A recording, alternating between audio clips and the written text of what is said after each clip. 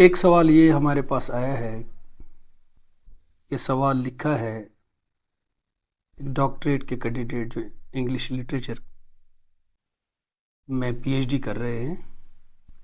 ان کا سوال ہے، انہوں نے انگریزی میں سوال لکھا ہے اور میں اس کا ترجمہ پیش کروں گا اردو میں۔ کیا کوئی فرد قرآن کا ترجمہ اور تفسیر خود اپنی سمجھ کے مطابق کر سکتا ہے؟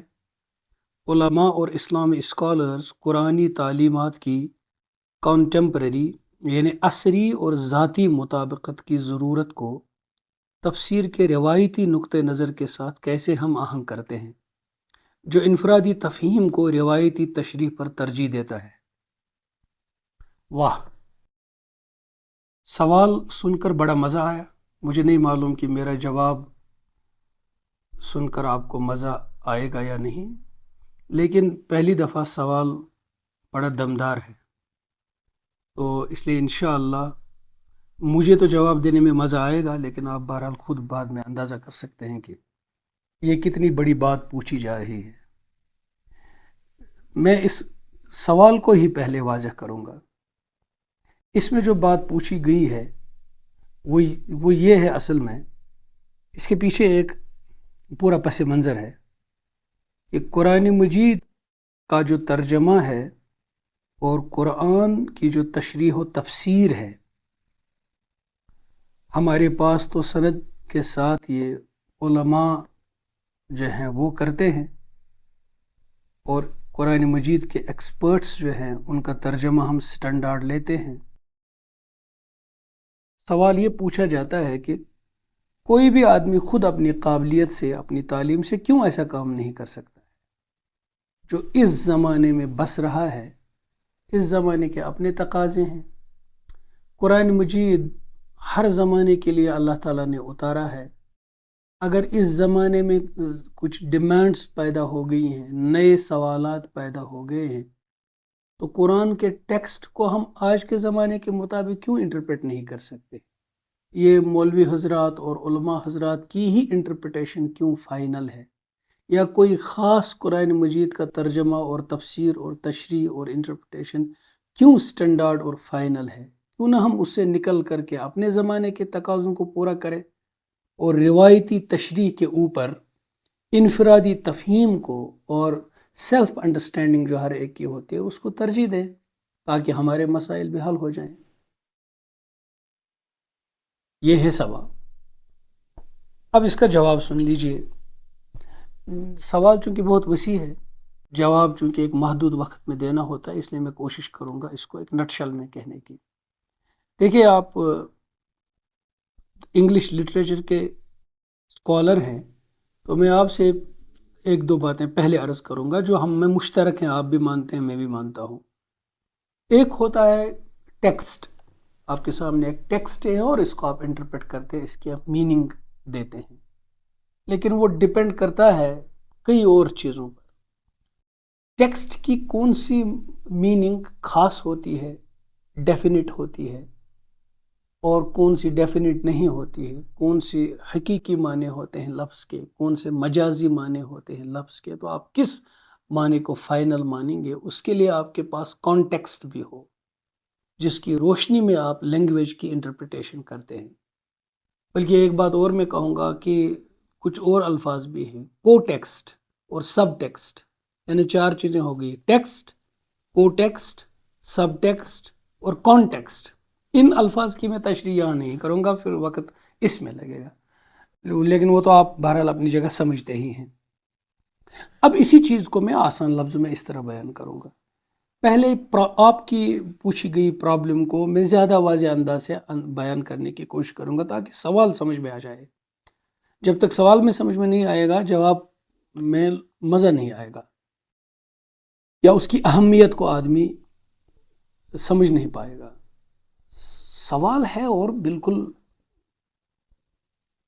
معقول سوال لگ رہا ہے، وہ یہ کہ جب اللہ تعالیٰ قرآن میں بندے کے ساتھ بات کرتے ہیں، قرآن اللہ کا لٹرل ورڈ ہے، اللہ تعالیٰ کا کلام ہے، لیکن جب وہ ظاہر ہوتا ہے پیغمبر صلی اللہ علیہ وسلم کی زبان مبارک سے، تو یہ ہیومن لینگویج ہے۔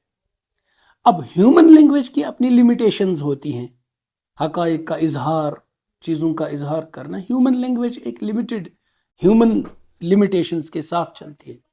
اب ہیومن لینگویج کو کی انٹرپریٹیشنز کبھی فائنل نہیں ہو سکتی ہیں، یہ انسانی زبان ہے، اس کی اپنی حدود ہیں، لیکن قرآن مجید اللہ تعالیٰ کا ایک ایسا کلام ہے جس کی آفاقی معنویت ہے، یونیورسل ریلیونس ہے اس کی، تو ہر آدمی اپنے زمانے کے مطابق اس کو انٹرپریٹ کرے گا، اپنے مسائل حل کرے گا۔ آج کل کے زمانے میں modernist Muslims, progressive Muslims, feminists وغیرہ قرآن مجید کی اسی لیے تو تشریح کرتے ہیں اپنے اپنے زمانے کے مطابق، اور اپنے اپنے زمانے کے مطابق نئے ایسے مسائل وہ پیش کرتے ہیں، اور اس کی دلیل میں قرآن کا ٹیکسٹ اس طرح پیش کرتے ہیں کہ لگتا ہے جو ٹریڈیشنل علماء کی لائن ہے یہ اس کے مخالف ہو جاتا ہے۔ چند مسائل میں آپ کے سامنے مثلاً کہوں گا کہ حال میں مثلاً ایک مسئلہ یہ آیا کہ کیا عورت نماز میں امامت کر سکتی ہے، جمعہ پڑھا سکتی ہے؟ زکوٰۃ جو 2.5% ہے، یہ طے ہے کوئی چیز؟ اسی طرح سے کہاں قرآن میں ہے یہ جمعہ کا حکم؟ جہاں ایک پرفیکٹ اسلامی حکومت نہ ہو وہاں کے لوگوں پر جمعہ فرض ہے، عید نماز کے اوپر فرض ہے، واجب ہے۔ اسی طرح سے بہت سارے مسائل، کیا غیر مرد غیر عورت سے مصافحہ کر سکتا ہے؟ اسلام میں داڑھی رکھنا کوئی ضروری بات ہے؟ اس کی دینی حیثیت کیا ہے؟ اس طرح کی بہت ساری چیزیں جو آج کل کے دور میں ماڈرن مسلمز پیش کرتے ہیں اور دلائل کے ساتھ کہتے ہیں کہ تم نے جو ٹریڈیشنل لائن جو علماء نے اپنائی ہے، قرآن سے ذرا ہم کو ثابت کر کے دو کہ ہم کہاں غلط ہیں۔ قرآن کے ٹیکسٹ میں ان ساری انٹرپریٹیشنز کی گنجائش ہے، یہاں تک کہ جو لوگ کہتے ہیں کہ حضرت محمد صلی اللہ علیہ وسلم کے بعد کوئی پیغمبر اور بھی ہو سکتا ہے، قرآنک ٹیکسٹ میں اس کی بھی گنجائش ہے۔ تم ذرا اس کا کیسے انکار کر سکتے ہو؟ تم لوگ کیسے یہ کہیں گے کہ آپ ہی کی انٹرپریٹیشن فائنل ہے، یا جو ڈاؤن دا ایجز علماء نے، روایتی علماء نے ٹریڈیشنل لائن جو اپنائی ہے وہی قرآن کی انٹرپریٹیشن میں فائنل ہے؟ یہ کیسے کہہ سکتے ہیں؟ سوال اس طرح کا ہے۔ اس کے جواب کے لیے یہ سمجھ لیجئے، یہ پرابلم، اس کے پیچھے یہ اٹھا کیوں، یہ مسئلہ کیوں اٹھا، اس کے پیچھے یہ ہے، اصل میں یہ پرابلم ہے ببلیکل۔ وہ اس طرح ہے کہ جب مارٹن لوتھر کنگ جنہوں نے پروٹسٹنٹزم جنہوں نے شروع کیا، تو ان کا مین جو آبجیکٹو تھا، سلوگن تھا، وہ یہ تھا کہ everybody is his own pope, is his own priest, everybody can interpret the Bible. یہ نہیں کہ کوئی کسی پوپ کا، کسی پریسٹ کا ہی حق ہے کہ ایکسکلوسیولی بس وہی بائبل کو انٹرپریٹ کر سکتا ہے۔ بائبل کو کوئی بھی انٹرپریٹ کر سکتا ہے، ہر آدمی اس کو پڑھ لے، اپنے سمجھ کے مطابق پڑھ لے، اور اپنے جو اس کے اپنے زمانے کے ایشوز ہیں ان کو سالو کرنے کے لیے بائبل سے وہ ایک جواز حاصل کر کے وہ بھی مذہبی رہے گا، 100% مذہب کے دائرے میں رہ کر اپنے مسائل کو اپنی سمجھ کے ساتھ اس کو حل کرے۔ تو کوئی کیوں کہے گا کہ بھئی ٹریڈیشنل لائن ہی کوئی فائنل لائن ہے؟ اپنی جگہ پر یہ ٹھیک تھا مسئلہ، لیکن وہاں یہ مسئلہ اس لیے ہوا اور ہر ایک انٹرپریٹ کرنے لگا کہ وہاں ٹیکسٹ کے ساتھ کوئی کانٹیکسٹ نہیں تھا، اور جہاں بھی ٹیکسٹ ہو، وداؤٹ کانٹیکسٹ ہو، تو اس وقت ہر ایک آدمی ٹیکسٹ کو اپنے طریقے سے انٹرپریٹ کر سکتا ہے۔ لیکن اس طرح کی انٹرپریٹیشن کو اگر آزادانہ طور پر اس کا اختیار دیا جائے کہ دنیا کا کوئی بھی ڈاکومنٹ بچے گا جس کی جتنے لوگ جس کو پڑھیں گے اتنی اس کی انٹرپریٹیشنز ہو جائیں گی، اور اس کی کوئی فائنل انٹرپریٹیشن ہوگی نہیں، اور سب سے بڑا مسئلہ اس کا قانون کے معاملے میں پیدا ہو جائے گا، اور عقائد کے معاملے میں جو ریلیجس لائن ہے اس میں پیدا ہو جائے گا۔ کسی بھی ڈاکومنٹ کی کوئی فائنل انٹرپریٹیشن بنے گی نہیں، ہر ایک آدمی اس کو اپنے طریقے سے انٹرپریٹ کرے گا، بہت سارے مسائل کھڑے ہو جائیں گے۔ کئی مثالیں میرے پاس بھی ہیں لیکن میں وہ اس وقت عرض نہیں کروں گا۔ تو مسلمانوں کے ہاں ایک خاص بات یہ ہے کہ قرآن مجید جب اللہ تعالیٰ نے رسول اللہ صلی اللہ علیہ وسلم پر اتارا تو پیغمبر اسلام صلی اللہ علیہ وآلہ وسلم کی قرآن مجید میں ہی، ابھی ٹیکسٹ میں ہی ہم جائیں گے، دو حیثیتیں بتائی گئی ہیں. ایک یتلو علیہم آیاتہ، کہ اللہ کا نبی قرآن کا ٹیکسٹ لوگوں کو سنائے گا.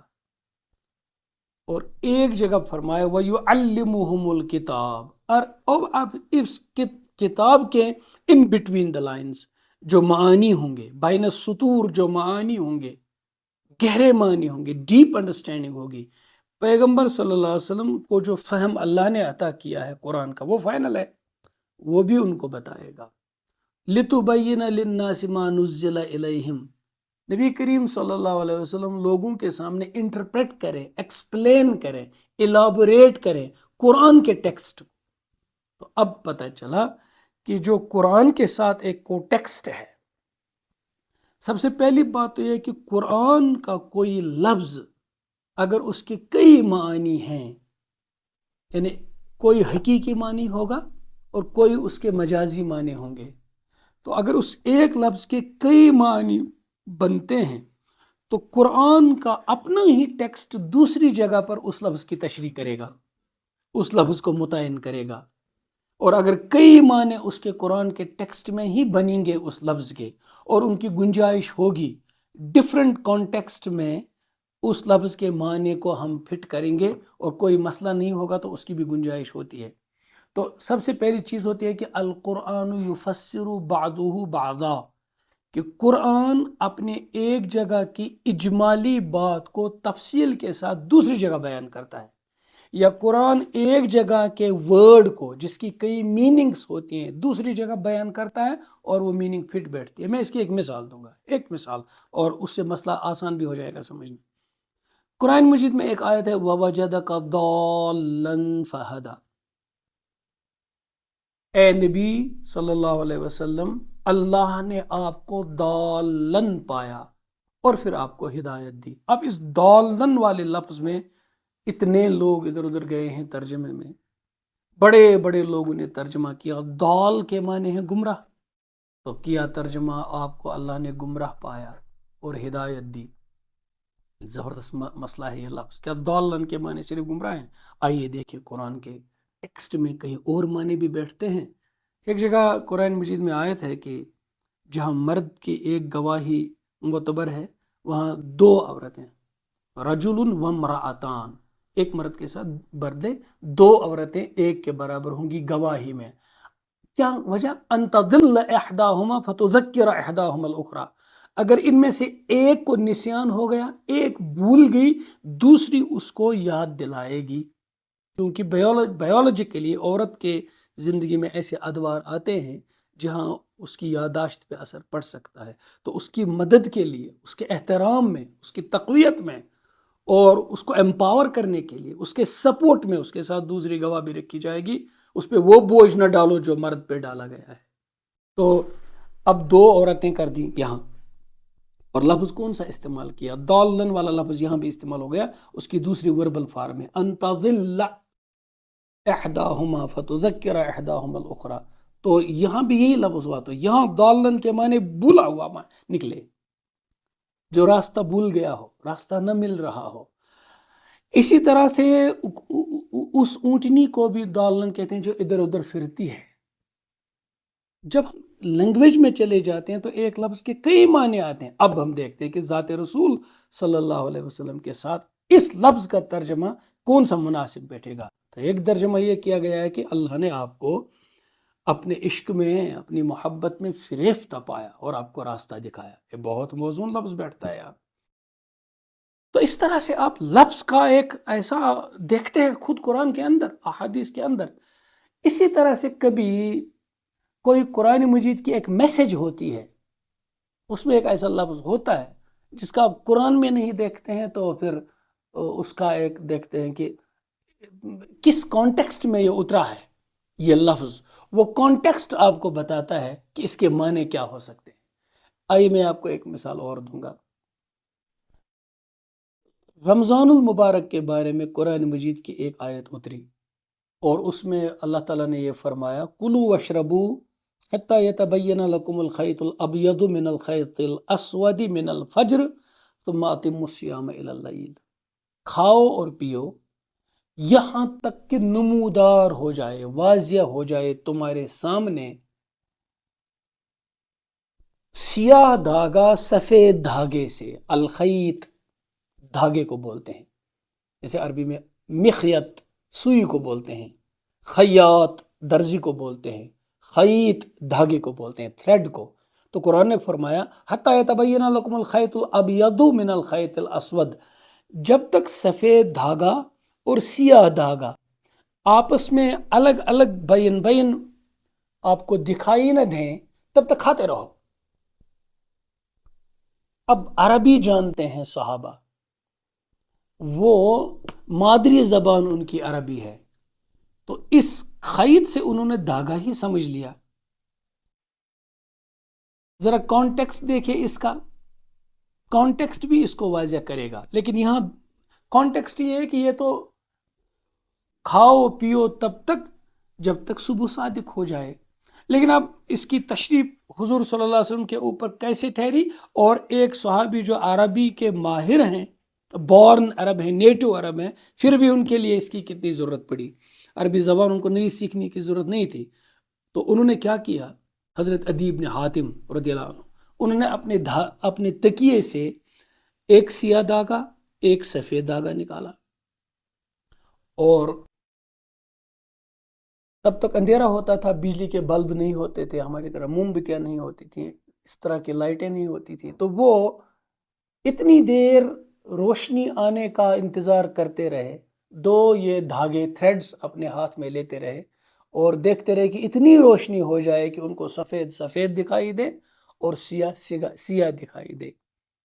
یہ جب حضور پاک صلی اللہ علیہ وسلم کے سامنے اس طرح کا مسئلہ آیا تو آپ نے تبسم فرمایا، کہا حاتم کے بیٹے عدی رضی اللہ عنہ، یہ دن اور رات تیرے تکیے میں نہیں ہے، اس کے معنی یہ نہیں ہے کہ تم دھاگا لے کر کے دیکھ لو سفید سیاہ دکھائی دے، اس کے معنی جب صبح صادق نمودار ہوتی ہے مشرق کی طرف سے اور افق پر یہ صبح صادق نمودار ہوتی ہے، تو اس وقت کیا ہوتا ہے، صبح صادق کے وقت بالکل شمال و جنوب میں ایسے ہاریزنٹل ایک دھاگا جیسا سفید نمودار ہو جاتا ہے جو بعد میں پھیلتا جاتا ہے، تو اس وقت لگتا ہے کہ سفید اور سیاہ والی جو دھاریں ملی ہوتی ہیں وہ جب تک نمودار نہ ہو جائیں، یعنی صبح صادق نہ ظاہر ہو جائے، تب تک سحری کا وقت ہے۔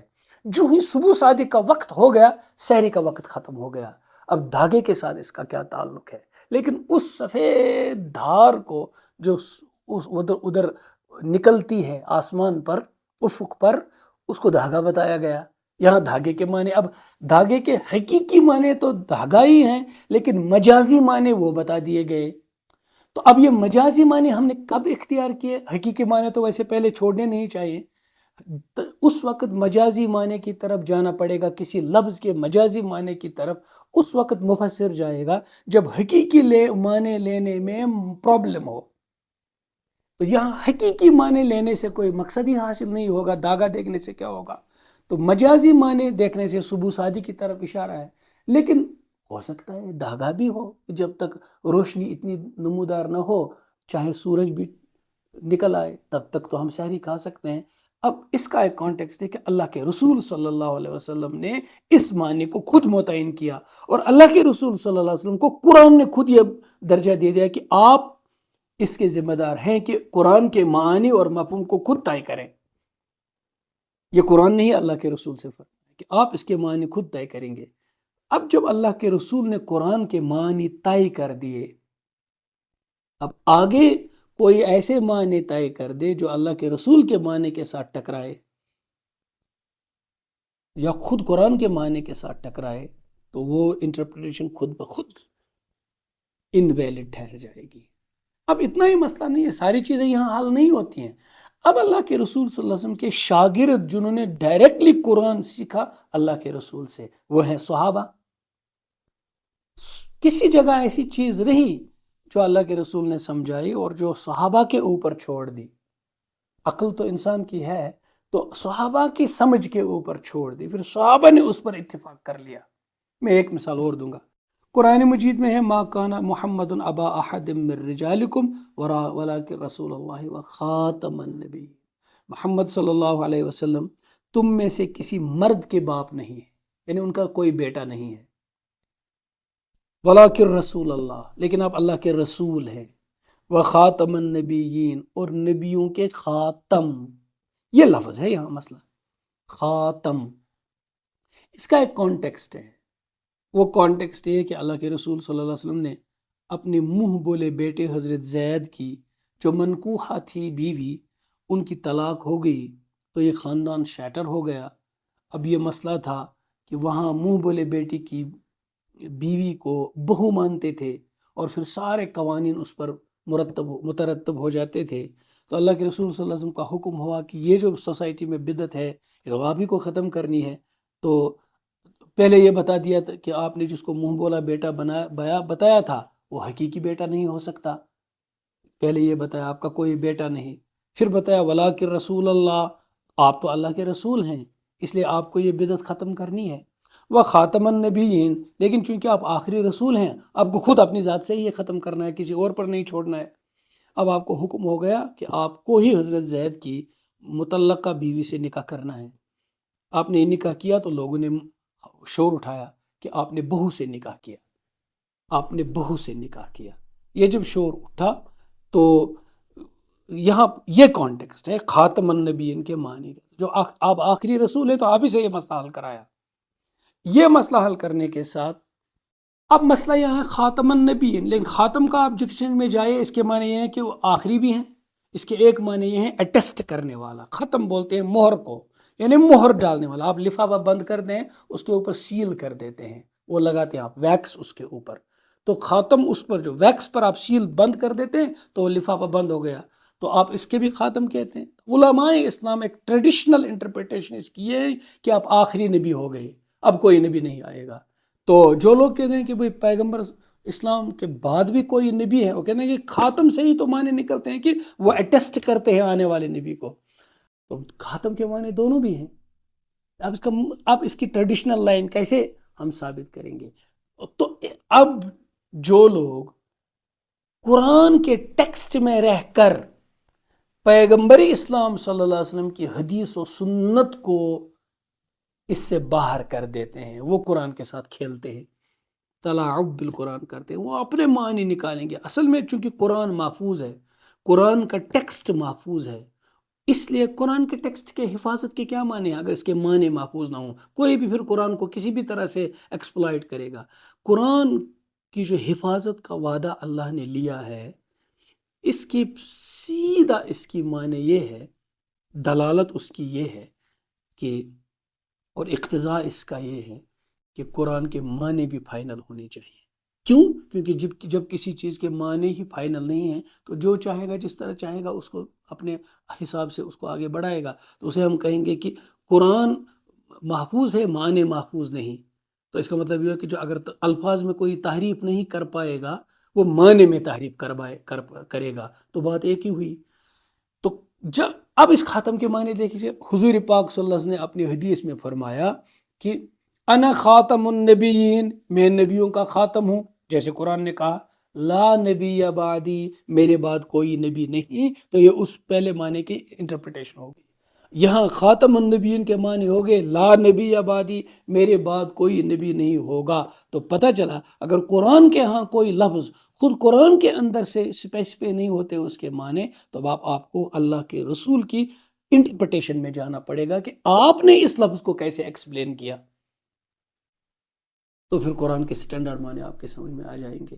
آئیے میں ایک مثال اور دوں گا، قرآن مجید ہے والمطلقات یتربصن بانفسہن ثلاثۃ قروء، جن عورتوں کو طلاق مل گئی ہو، یہ ایک خاص قسم ہے، جن کے ہاں ابھی مینسز کا پیریڈ ہو رہا ہے اور وہ ابھی یعنی وہ پریگننٹ بھی نہیں ہیں، تو ان کو طلاق ہو گئی، تو ان کی عدت جو ہے، ان کی عدت کا پیریڈ قرآن نے بتایا ثلاثہ قروء، قروء پلورل ورڈ ہے، اس کا سنگولر ہے، واحد ہے قرع، قاف رے اور حمزہ، قرع، اور قرع کے دو معنی ہیں عربی زبان میں۔ ایک معنی ہے اس کے جو مینسز والا پیریڈ ہے، اور ایک معنی ہے اس کے 2 مینسز والے پیریڈ میں جو طہر کا پیریڈ ہوتا ہے، پاکی کا، جس میں عورت بیمار نہیں ہوتی، عذر میں نہیں ہوتی، یہ والا معنی ہے۔ تو اگر ہم کہیں گے کہ عورت کو طلاق ہوئی طہر والے پیریڈ میں، تو جب تک پہلی مینسز کا پیریڈ ہوگا یہ ختم ہوگا، پھر طہر ہوگا، اس کے بعد دوسری مینسز کا پیریڈ ہوگا، زیادہ سے زیادہ 10 دن، کم سے کم 3 دن، یا اس میں اختلاف ہے، یہ عادت کے مطابق ہے۔ اب ایک مینسز ہوئی، پھر طہر ہوگا، پھر دوسری مینسز ہوگی، پھر طہر ہوگا، پھر تیسری مینسز ہوگی، یہ ختم ہوگی، عدت ختم ہوئی۔ یہاں 3 مینسز۔ اب اگر طہر معنی اس کرا کے لیں گے تو پہلے طہر میں یہ ہوا، طلاق ہوئی تو یہ طہر ختم ہوا تو مینسز ہوئی، پھر دوسرا طہر ہوا تو مینسز ہوئی، پھر یہ ختم ہوئی تو تیسرا طہر ہوا، تو تیسری والی مینسز کے شروع ہونے سے پہلے ہی عدت ختم ہوئی۔ تو قرأ کے معنی طہر ہے، یہ امام شافعی نے لے لیا، اور قرأ کے معنی مینسز پیریڈ کا ہے، مینسٹرول پیریڈ ہے، یہ معنی امام ابو حنیفہ نے لے لیے۔ تو دو کے ہاں ایک ہی حکم میں 2 قسم کی ڈیوریشن ہو گئی، ایک کہاں کچھ بنے گا، دوسرے کہاں کچھ بنے گا، لیکن اس کی گنجائش لیجسلیشن میں ہے، اور کہیں اور اس کا مسئلہ کھڑا نہیں ہو رہا ہے۔ تو 2 مسلک ہو گئے، اسکولز آف تھاٹ ہو گئے یہاں، اس لیے اتنی گنجائش ہے۔ تو جہاں گنجائش ہے زمانے کے مطابق اپنے مسائل کو حل کرنے کی، اور وہ قرآن سے، اللہ کے رسول کے بتائے ہوئی انٹرپریٹیشن سے، صحابہ کی سمجھی ہوئی انٹرپریٹیشن سے ٹکراتی نہیں ہے، تو آپ آگے پھر اسکائی از دا لمٹ، جہاں بھی قرآن کا جو آبجیکٹو ہے، حدیث کا، سنت کا جو آبجیکٹو ہے، صحابہ کی تفہیم و تشریح کا جو آبجیکٹو ہے، اس کے ساتھ کنٹراڈکٹ نہ کرے، اور آپ کے مسائل بھی حل ہو رہے ہیں، تو اس میں کوئی پرابلم ہی نہیں ہے، وہ ساری چیزیں آپ کر سکتے ہیں۔ یہ خاص بات ہے قرآن کے ساتھ، یہ دوسرے ٹیکسٹ کے ساتھ نہیں ہے۔ اس لیے دوسرے ٹیکسٹ ہر ایک کسی کے ہاتھ میں ایک ہرمینیوٹکس کا ایک پورا ڈسپلن بن گیا ہے دوسروں کے ہاں، اس لیے قرآن مجید کی ٹیکسٹ میں ہم کوئی ہرمینیوٹکس کا لفظ تفسیر کے لیے استعمال نہیں کرتے ہیں۔ تفسیر محض انٹرپریٹیشن کا نام نہیں ہے، تفسیر ایک پورے ٹیکسٹ کو، کانٹیکسٹ کو، اور پوری ایک روایت کو آگے بڑھانے کا نام ہے۔ تفسیر صرف قرآن کو پڑھ کر کے اس کو اپنے انداز سے انٹرپریٹ کرنے کا نام نہیں ہے۔ امید ہے کہ یہ بات اگرچہ لمبی ہوگی، لیکن مجھے لگتا ہے کہ سوال بھی ایسا ہی تقاضا کرتا تھا۔ اللہ تعالی ہم سب کی رہنمائی فرمائے۔